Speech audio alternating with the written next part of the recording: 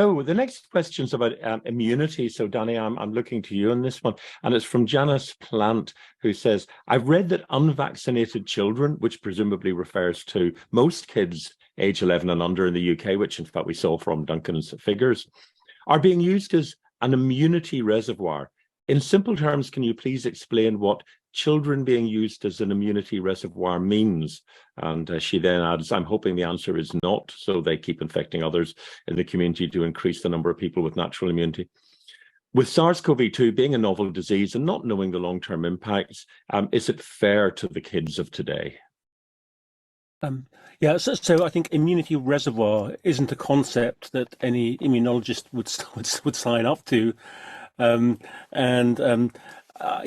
think we haven't been fair to children at all during this pandemic, as in the UK and JCVI have been well behind the curve in terms of both authorizing and then encouraging vaccination in school children.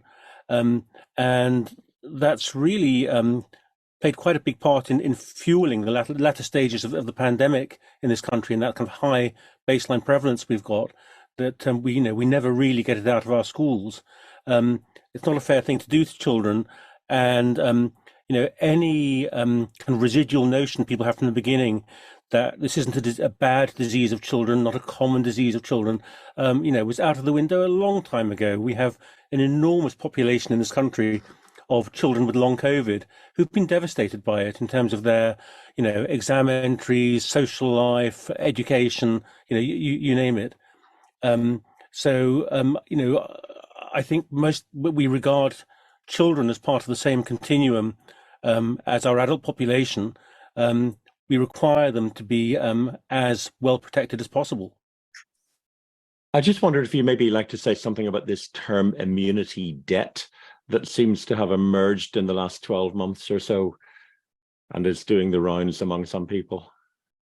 Yeah, again, I think there've been a lot of phrases, haven't there, that have been sort of intuitively rebadged in a sort of populist journalistic setting, as if they were part of the immunology medical textbook.